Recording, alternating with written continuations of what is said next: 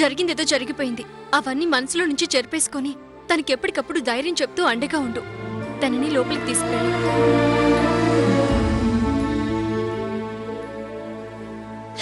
నన్ను క్షమించక్క. తప్పు Sindhu.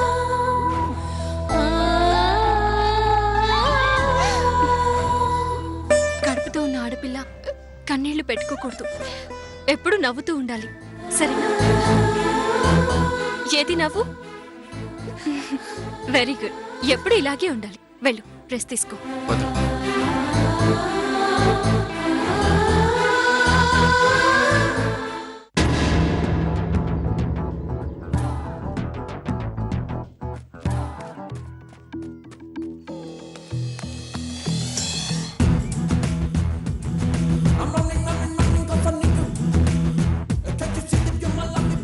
Stop stop stop stop stop. Driving licence లేదు, ఇవి తెచ్చండి. మేడం నేనండి తేజాని. ఓ తేజ, నువ్వటమ్మా? రోడ్డు మీద వెహికల్స్ వస్తుంటే ఏ ట్రాఫిక్ కానిస్టేబుల్ అనుకున్నాను. అది సరే కాని ఏంటమ్మా అలా అయిపోయావు? జుట్టు చెరిగిపోయి ముఖం పీక్కుపోయి డ్రెస్సింగ్ చేసిన కోడిలా తయారయ్యావు. ఏంటి ప్రాబ్లం? మీరేనండి. నేనా? నేనేం చేశానమ్మా? కూకట్పల్లి విలేజ్ దగ్గర మొదలు పెట్టుకొని హౌసింగ్ బోర్డ్ లో అన్ని ఫేజ్లు, వివేకానంద నగర్ కాలనీ, భాగ్యనగర్ కాలనీ, జేఎన్టీతో సహా కేపీహెచ్బిలో ఎన్ని కాలనీలుంటే అన్ని కాలనీలు ఏది వదిలిపెట్టకుండా తిరిగానండి. అంతలా ఎందుకు తిరిగావమ్మా? ఓదార్పు యాత్ర లేక పాదయాత్ర? మీ ఇంటి గురించి తెలుసుకోవడం కోసం అన్వేషణ యాత్ర మేడం. ఏంటి, మా ఇంటి గురించా? అయినా మా ఇంటి గురించి తెలుసుకోవాల్సిన అవసరం నీకేంటమ్మా? అబ్బే ఏం లేదు మేడం, జస్ట్ తెలుసుకుంటే ఓ పని అయిపోతుంది కదా అని. అవునా? ఏం పని అయిపోతుంది? పర్లేదు చెప్పు. ఇంత రిస్క్ చేసావంటే ఏదో ఒక ఐడియా ఉండే ఉంటుంది. చెప్పు చెప్పు. అబ్బే ఏం లేదు మేడం, ఊరికినే. చూడమ్మా తేజ, పొద్దున్నే పాలోడు పాల ప్యాకెట్లు వేసుకుని ఇల్లు తిరిగినా, రాత్రిపూట గూర్క వీధి వీధి తిరిగినా ప్రతిదానికి ఓ పర్పస్ ఉంటుంది. సీజన్స్ రాకుండా రెయిన్స్ రావు కదా, అలాగే రీజన్స్ లేకుండా అమ్మాయిల ఇంటి కోసం అబ్బాయిలు వెతకరు. ఇప్పుడు చెప్పు, నీ అన్వేషణ వెనకాలన్న రీజన్ ఏంటమ్మా? కొంపదీసి అది అది అదేనా? పర్లేదు చెప్పమ్మా, నేనేం అనుకోను. సర్లేమ్మా, నువ్వు సిగ్గు కంటిన్యూ చేసుకో, నాకు పనుంది. మేడం నువ్వు సిగ్గు కంటిన్యూ చేయమ్మా. మేడం నాకు పనుంది. మేడం పనుందమ్మా మేడం మేడం మేడం. ఏంటమ్మా ఇదంతా? నేనేం చేయకుండానే ఇంట్లో జరిగే గొడవలకి నేను కారణం అవుతున్నాను. అదంతా ఈ ఫోన్తోనేనమ్మా. ఈ ఫోనే లేకపోతే దేవరాజు మావయ్య నాకు ఫోన్ చేసే అవకాశమే ఉండదు. అభి బావగారు నన్ను తప్పుగా అర్థం చేసుకునే ఛాన్స్ కూడా ఉండదు. అసలు దీన్ని సింధు, నీకేమన్నా పిచ్చా? వేలు పెట్టి కొన్న ఫోన్ ని పారేస్తావా? ఏం చేయమంటావమ్మా? కాస్ట్లీ ఫోన్ అని ఊరుకుంటే అంతకన్నా కాస్ట్లీ అయినా నా లైఫ్ పోయేటట్టుంది. ఇది నా దగ్గర ఉన్నంత వరకు ఇంట్లో గొడవలు తప్పేటట్టు లేవు.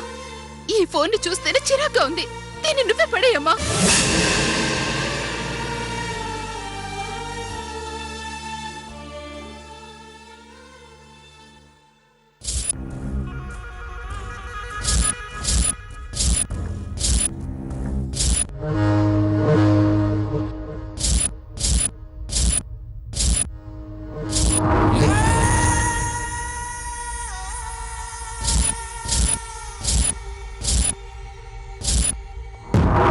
ఎక్కడ పోయింది ఫోను?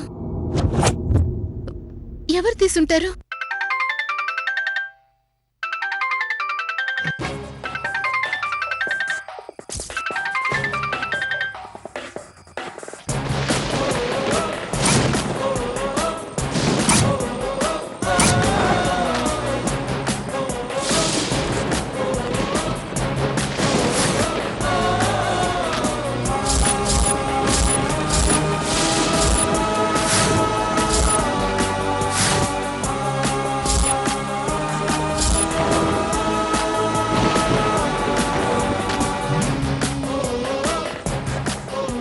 ఏంటి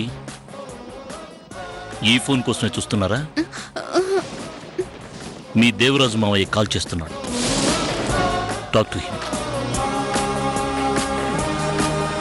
మాట్లాడు.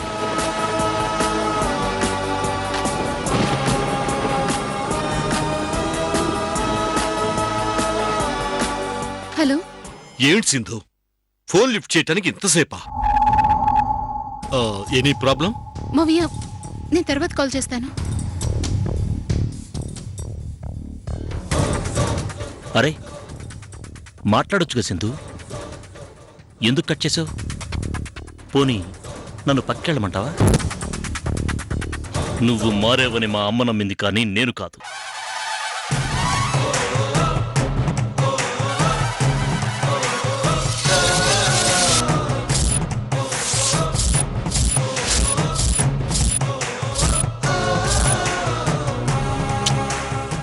నీ అమాయకత్వానికి జాలేస్తుంది.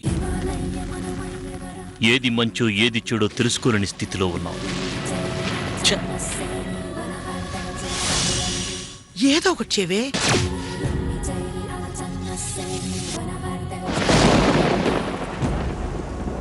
అభి, ఏంటమ్మా? మనసు చాలా ప్రశాంతంగా ఉందిరా. ఎక్కడ సింధు మన చేయి దాటిపోతుందో, దానివల్ల ఇంట్లో ఎలాంటి సమస్యలు వస్తాయోనని ఇన్ని రోజులు చాలా భయపడ్డానురా. కానీ ఈ రోజుతో నా భయం అంతా పోయింది. సింధులో ఇంత త్వరగా మార్పు రావడం నాకు చాలా ఆనందంగా ఉంది. ఇంక నాకెలాంటి దిగులు గాని భయం గాని ఉండదు. ఆప్యాయంగా అన్యోన్యంగా ఉండే మిమ్మల్ని అందరినీ చూసుకుంటూ సంతోషంగా ఉండిపోతాను. అమ్మా, ఈ విషయం గురించి నువ్వు పదే పదే ఆలోచించడం మంచిది కాదని చెప్పాను కదా. అయినా ఎందుకు ఆలోచిస్తావు చెప్పు? ఒరేయ్, నీ భయం నాకు తెలుసురా. నా గుండె బలహీనంగా ఉంది. టెన్షన్ వల్ల అది ఎక్కడ ఆగిపోతుందనే కదా నీ భయం. అమ్మా,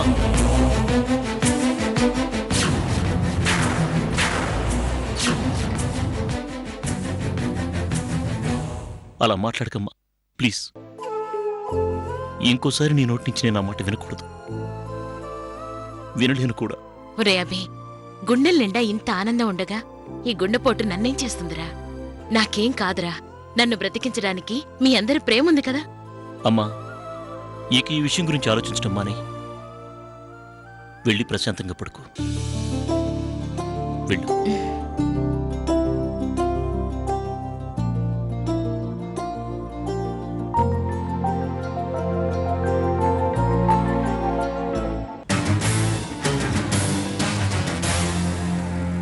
అమ్మయ్యా, ఇప్పటి గండం గట్టెక్కింది. అయ్ బాబోయ్, ఒక అమ్మాయి గురించి ఏం తెలుసుకోకుండా కాఫీ తాగడానికి ఈ టైంలో ఎవరబ్బా? క్యారెక్టర్ డిజైన్ చేద్దామని. ఈ టైంలో వీడెందుకు ఫోన్ చేస్తున్నాడు?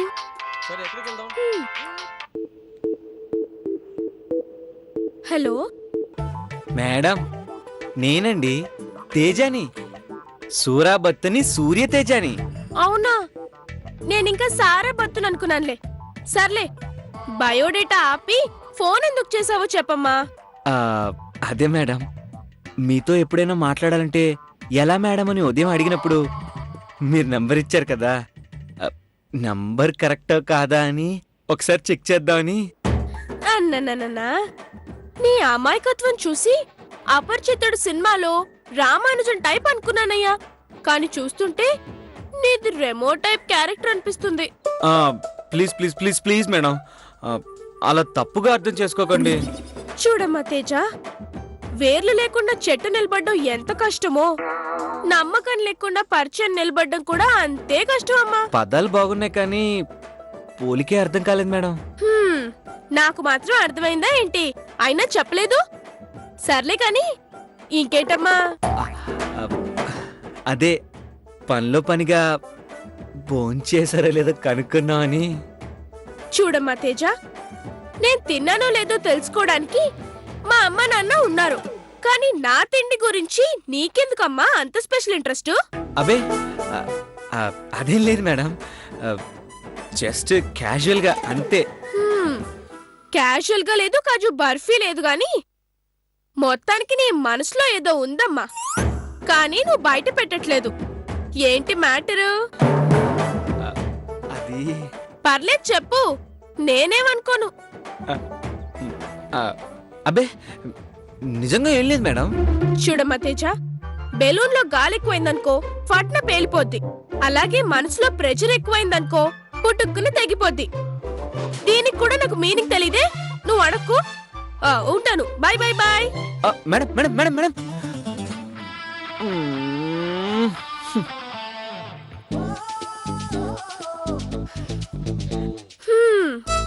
అబ్బా, బోన్ చేశానో లేదో తెలుసుకోవడానికంట, అది కూడా క్యాషువల్ గానంట.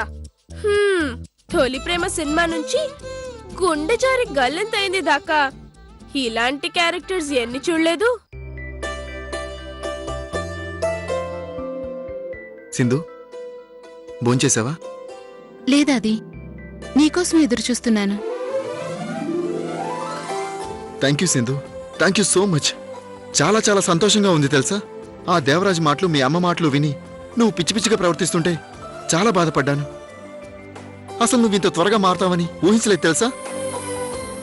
అమ్మ, అన్నయ్య, వదిన అందరూ అందరూ అందరూ చాలా ఆనందంగా ఉన్నారు సింధు. మన ఇల్లు చాలా రోజుల తర్వాత అందరి నవ్వులతో కలకలాడుతూ ఉంది. ఈ ఇల్లెప్పుడు ఆనందాలతో కలకలాడుతూనే ఉండాలి సింధు. దయచేసి ఇంకోసారి ఇలా అందరిని బాధ పెట్టే పరిస్థితి మాత్రం తీసుకురాకు ప్లీజ్. ఇప్పటికే ఒకసారి తప్పు చేశాను. నా ప్రవర్తనతో అందర్నీ బాధ పెట్టాను. మామూలుగా అయితే అసలు నేను చేసిన పనులకి నన్నెవరూ క్షమించరు. అలాంటిది పెద్ద మనసుతో అర్థం చేసుకుని క్షమించారు. అలాంటి మంచి మనుషుల్ని ఎప్పటికీ బాధ పెట్టనాది, ఎప్పటికీ బాధ పెట్టను. అది ఏంటో ప్రమాణ స్వీకారం రోజే ప్రభుత్వం పడిపోయినట్టయింది పరిస్థితి. ఆ దృష్టం అందినట్టే అంది, పుటుక్కున జారిపోయింది. శనేశ్వరుడు నెత్తి మీద మునీశ్వరుడులా సెటిల్ అయ్యాడట. ఏం చేస్తా? అమ్మా, టైం కింద తిని నోరు మూసుకుని పడుండు. అలా కాకుండా నోరు తెరిచి ఇలాంటి పిచ్చి పిచ్చి కూతులు కూసావనుకో, నిన్న చీపురు కట్టతోనే కొట్టాను. ఈసారి అర్థమైందే, చెప్పుతో కొడతావు అంతేగా. అది ఈవిడు మాటలకేం గాని నువ్వు వెళ్ళి కాళ్ళు చేతులు కడుక్కునిరా. ఈలోగా నీకు భోజనం వడ్డిస్తాను. సరే. ఆ, ఈ ఎక్స్ట్రాలు తగ్గించుకుని జాగ్రత్తగా ఉండు. లేదనుకో అనుమానం వస్తే అడ్డంగా దొరికిపోతాం. పిచ్చమ్ముడు, ఇప్పటికే అభిరామ్కి నీ మీద అనుమానం వచ్చింది. నీలాగే నన్ను కూడా బాలకృష్ణ పాండురంగడు సినిమాలో లాగా మారిపోతీనమ్మా, అమ్మా నన్ను నమ్మమ్మా అని పాడుకుంటూ తిరిగామనుకో ఎవ్వరూ నమ్మరు. అప్పుడు కథ మొదటికొస్తుంది. అందుకే నువ్వు నీలాగే ఉండాలి, నేను నాలాగే ఉంటాను. అప్పుడు ఎవ్వరికీ అనుమానం రాదు. అప్పప్ప ఏం తెలియదట్లేనివి. సూర్యకాంతం సినిమా చూస్తూ పెరిగానే, ఆ మాత్రం తెలివితేటలు ఉండకపోతే ఎలా?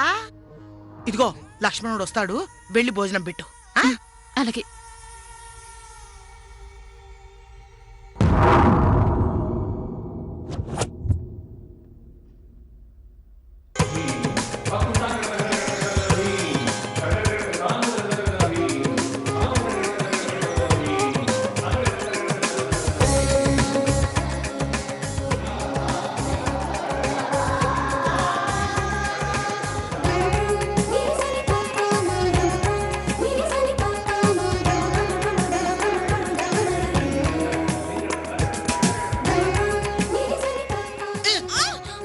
ఇదిగో పిల్ల, కదలకుండా కూర్చోలేవా? జంతికలు తినకుండా మీరు ఒక్క క్షణమైనా ఉండగలరా? ఏం చేస్తాం, తినడం బాగా అలవాటైపోయింది. కదలడం బాడీ లాంగ్వేజ్ అయిపోయింది. ఎలా మార్చుకుంటాం?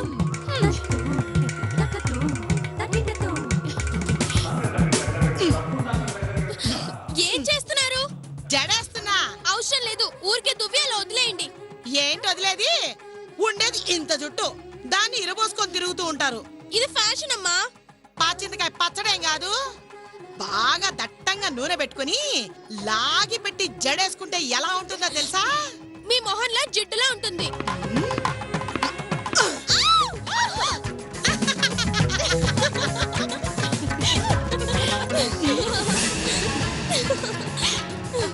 వచ్చారా?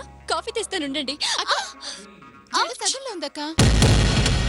పర్లేదు సింధు, తర్వాత వేసుకుందాం.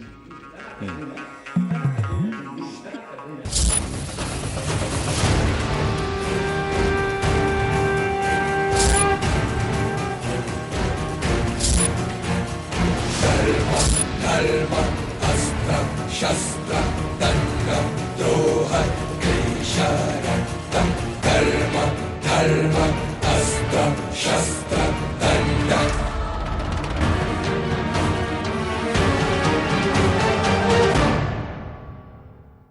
అభి చూసావురా, ఇల్లంతా కళకళ్ళాడిపోతూ ఎంత సంతోషంగా ఉందో. నేను కోరుకున్నది, ఆశించింది ఈ వాతావరణాన్నేరా. మనసులో ఎలాంటి అభిప్రాయ భేదాలు లేకుండా అందరూ ఎప్పటికీ ఇలాగే కలిసుండాలి. ఇదేరా నేను కోరుకున్నది.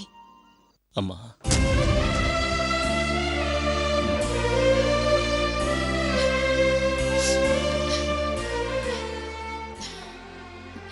మా అమ్మ ఎప్పుడు నాకు నవ్వుతూ కనిపించాలి. నీ కళ్ళలో నీళ్ళొస్తే నేను తట్టుకోలేనమ్మా. నీ కళ్ళలో ఆనందం కోసం ఏం చేయటానికైనా, చివరకు ఏం భరించడానికైనా సిద్ధంగా ఉన్నాను. ఇంకెప్పుడు నీ కళ్ళలో కన్నీళ్ళు రాకూడదు. సింధు, జాగ్రత్తగా ఉండాలి కదా సింధు. చూసుకోకపోతే ఎలా చెప్పు? బిడ్డకి ఏమైనా అయితే ఎలా? చూసుకోవాలి కదక్కా. జాగ్రత్తగా నడవాలి తల్లి.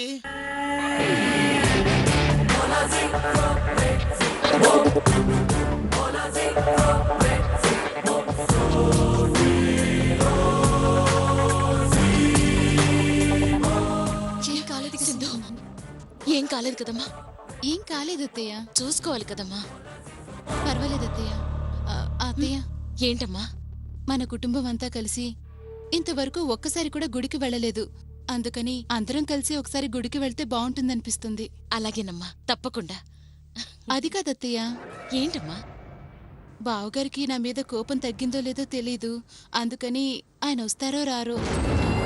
వాడి మనసు మీకెవ్వరికీ అర్థం కాదమ్మా. ఒక అమ్మగా నాకు మాత్రమే తెలుసు. వాడు తప్పకుండా వస్తాడు. ఉండు, నేను పిలుస్తానా? వద్దత్తయ్య, ఒకసారి బావగారికి క్షమాపణ చెప్పి నేనే పిలుస్తాను. సరేనమ్మా.